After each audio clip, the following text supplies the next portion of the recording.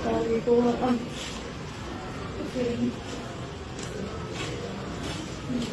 sa tanan nga Katoliko kung nakuan manggali sa inyo ang mga nakasala ko. May muntag sa tanan no, sa alang sa kasayuran sa tanang tao sa Jimenez. Wala dyan ko ng luwa dito sa kumbento. Wala dyan ko ng luwa, guys. As in, na yung mga tao nakasunod nga nung mga luwa ako dito. Wala may tao nakasunod sa ako. Gusto ko mga ipasaylo sa tanan nga Katoliko kung nakuan manggali sa inyo ang mga nakasala ko. May ko pasaylo pero wala dyan ko ng kuha ng luwa dito.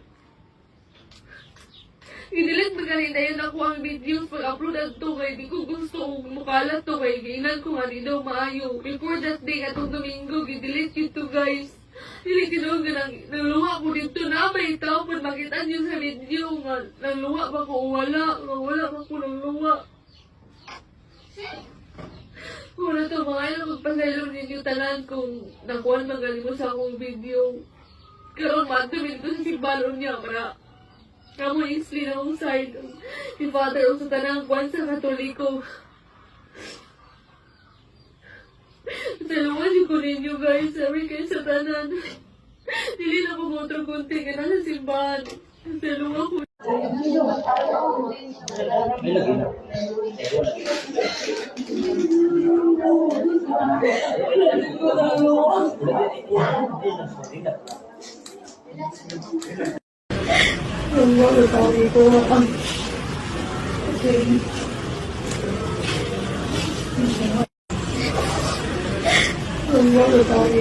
Anang wala na ko'y peace of mind kay basin pat yun ko unsa ba na pobre na ba ya jud mi ay wala na ko mahila kay gahapon didto mi sa kong pinto wala jud ko tubangan ni Fag og na pala ko sala og naluwa pa lang jud ko dili na ko madto didto og na jud ko sala wala jud ko sala ang tumong yun sa video namo is katong pasabot is unsa tong sobre akong gikuha didto sa kilid sa holy water din ako kung naluwa ako, dire-jud ko manto sa kumbento gahapon. Isang adlaw ko dito, wala pa may kaon.